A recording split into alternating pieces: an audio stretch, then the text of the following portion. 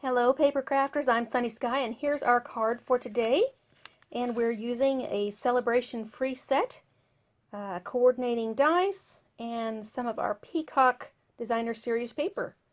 So come craft with me. Here are the cardstock sizes you'll need for today's card. Just doing a full card, one size down layer-wise, just to punch out our stitched framelits dies and some scraps in different colors.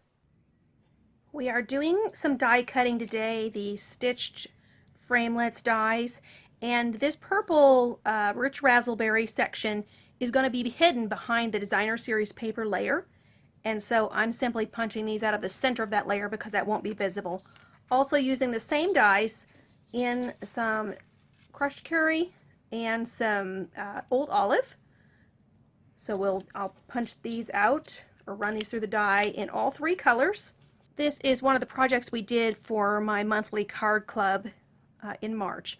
And these dies have since sold out, but since I did this project for the card club, I wanted to go ahead and show it to you. You also could cut manually around the cake dies and probably have some other dies or punches that you could use for the foliage to go with this. So I'm going to die cut all these pieces and then see you back here to show you some coloring tips with the alcohol markers. Alright, I've got all my pieces die cut out, and I do need to run this cut back through the machine with the embossing folder to get that texture on it. It's an extra step you don't have to take, but you can. Here are all my little leaves and branches and things, and I won't use all of these, but I just wanted to have enough to use what I need, and my little metallic pearls that I'll put on at the end. And then we've got our coloring to do. So I've got a few shades of purple here of, is it rich razzleberry? Yes, indeed, rich razzleberry. And I've added just a lighter version. You can use another pink or purple that would coordinate. And I'm going to start with the darkest and going to put just some darkness in the center of my flower here because that's where all the shadow would be. And then on the underside of some of the petals, that's where the deepest portions would be, and then I'm going to come in next to that and kind of over it and spread with a little bit of lighter color. And then finish off, with my lightest color. And on the lightest one, I'm going to kind of blend it together circularly. Go over those middle colors to just soften the lines between the two sections.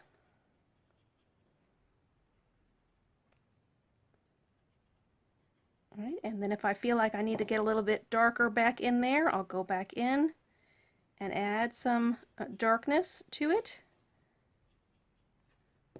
And come back in with my lighter color and add those colors back in again.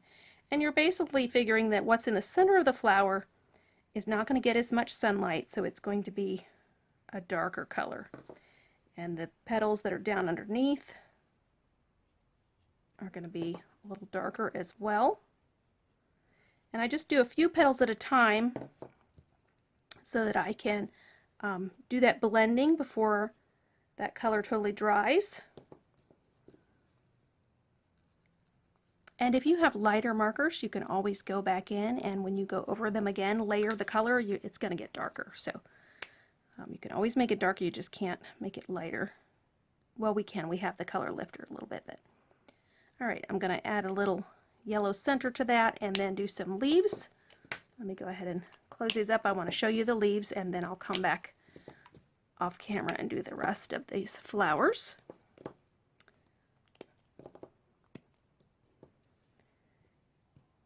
Alrighty, let me start with dark. Near the edge of the flowers, these leaves are going to be darker along those vein lines. And our stamps are nice because they give you, in most images, most stamps are going to give you some idea of where the depth is, where the lines are typically going to be the darker sections. And that's going to guide you as you color if you're not totally comfortable doing it on your own. And you could color these with watercolor pencils or water-based markers. You could do it with an aqua painter and your ink pads and provide color that way. I'm adding some gray accents on this cake, just in the, and then not only along the lines, but underneath where the flowers are. Those would be in shadow as well. So I'm going to add a little bit of gray there. In these areas that would get less light. And you could leave off the gray accents, but it's probably going to be a white cake, but just there is going to be some variation in color there. And then I'm going to add these little berries. I'm going to make them in that dark rich razzleberry. So they're going to stand out that way. And so we'll have the little dark berries as accents, and that will coordinate with our 3D images, our ones that we cut with paper. Let's see, and I'm going to say that those are some little baby flowers as well, some buds. We'll go just a little bit lighter on them because they're a little bit more open. All right, we've got our layers cut, we've got our flowers and our cake colored. I've taken the adhesive off the backs of these dimensionals to do that pop-up. Then we're going to do this pop-up here. I've got all my little things that I punched out or die cut, and gonna sort of figure out where I want those to go. And I just sort of place it on the cake, just kind of look at it visually, check it out, and then come around with the on the back side, and I put some dimensionals on the back there, but I'm going to go ahead and add more dimensionals over top of these pieces that I want to add. And just sort of glue them down with dimensionals, and it looks like I want to get one more over there. And if you use your paper piercing tool or your take your pick tool, you can kind of get the backings off of here. If I'm just doing a few, it's easy enough to use my fingers, but if I've got a bunch of them, I can use that tool, and I found that I enjoy doing that. It's just a little more efficient, and then it sort of corrals them too. I can toss them all together.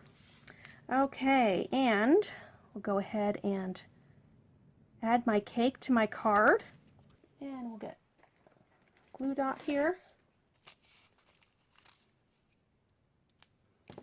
Put ribbon, let me see, I'm going to put it up on the cake actually, and I'll trim those down a little more. And I've got a little space down here at the bottom of the card.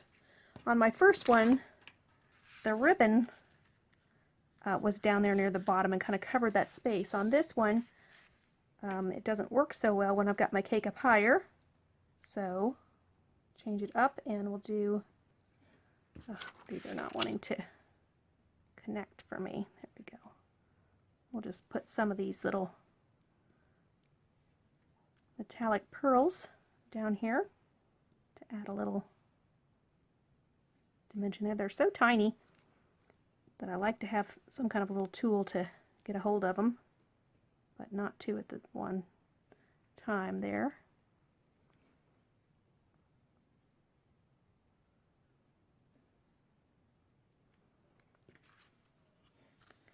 Okay, and then let me go ahead and put a couple of them in the centers of my flowers. It is going to hide most of the yellow, so I'll just bring it down so some of that yellow still shows. Just to add a little dimension up there in the flowers. There we go. Alright, so we've got a couple versions for you there of that card. So I hope that you enjoyed that. The stamp set is just available for a few more days during Sale-a-bration, but of course you can use these techniques and this layout for other stamps that you might have. So I hope you enjoyed this, and go have some fun crafting today.